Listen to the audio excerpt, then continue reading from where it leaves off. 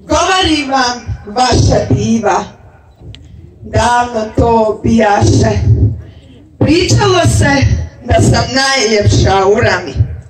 Danas moja ljepota živi u vama, sestrice moje i kršna braćo. U vašim očima zrcale se još vode i livade moje mladosti.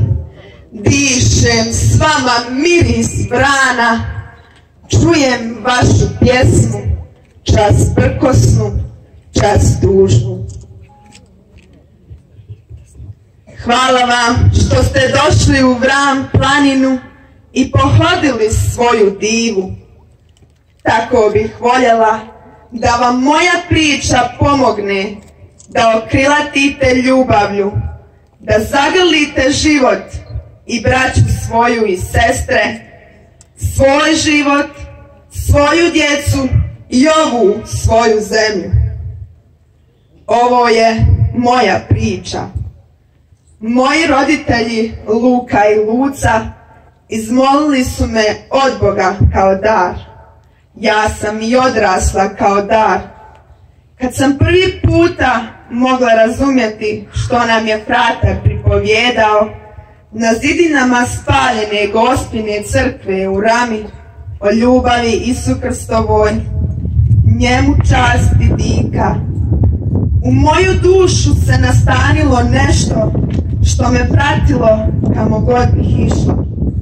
Kad bi čuvala ovce, kad bi tjerala zahumski ječam na mlin na Rami, kad bi pjevušila s prijateljicama na bunaru. To nešto dublje od osjećaja, čarobnije od glasa, ljepše od glazbe, govorilo mi je: divo, ti si voljena, divo, ti si slobodna. Bilo je ugodno živjeti s tim glasom u sebi.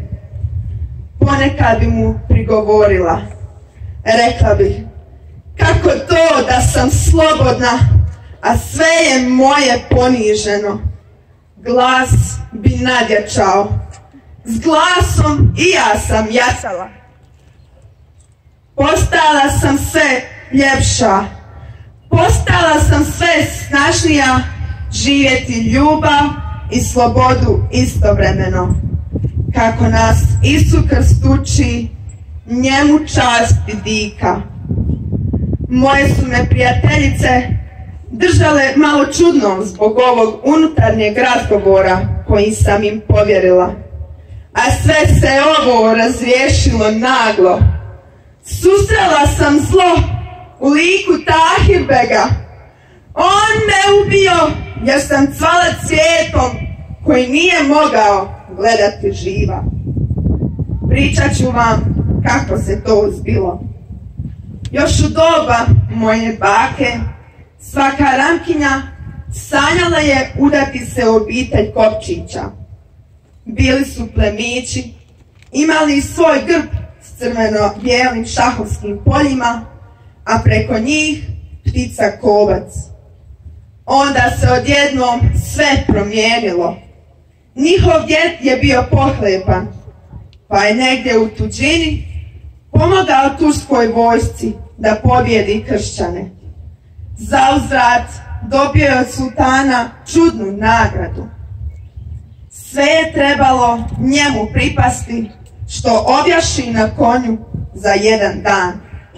Obilazio u galopu čitav dan Duvanjsko polje, ali kad se vraća u Ramu nadomak Kopčića, srušio se mrtav i on i njegov konj. Svi kršćani su se čudili i tugovali što se ova plemićka obitelj zbog imetka i sile odrekla svoje duše, udaljila od Isu Krsta, njemu čast dika. Njihov brat Matija, koji je u ime obitelji trgovao sa Dubrovčanima, kad je čuo da su mu braća pogazila Isu Krstovo ime, čast mu i dika, umro je od tuge u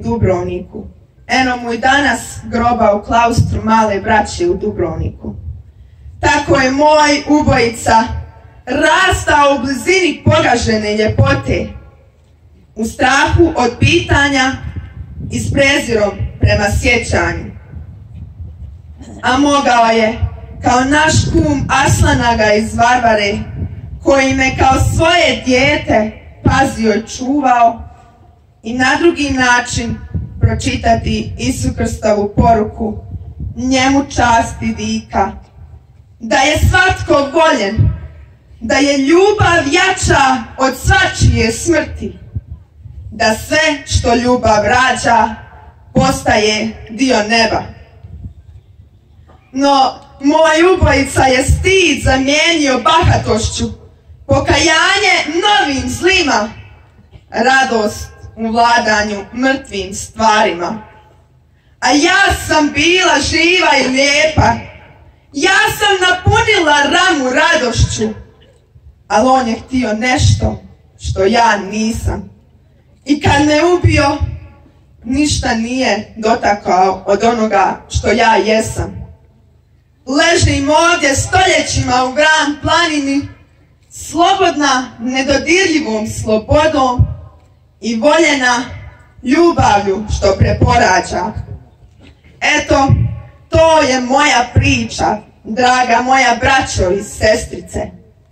Moja priča miriše dušom moga naroda, a zna je i nebo. Jer kako bijaše onda, tako i sada i navik vridi. Zlo u mraku ima oči, a na svjetlu oslijepi. Kad odeš s moga groba, upali životom koje je svjetlo, da ljubav progleda. Voli vas vaša diva, voli vas dušom svih naših mučenika. Volim vas ljepotom svih naših svjedoka ljubavi i slobode. Neka vas vazda snaži ljubav Gospodinova, njemu čast i dika po sve vike vikova.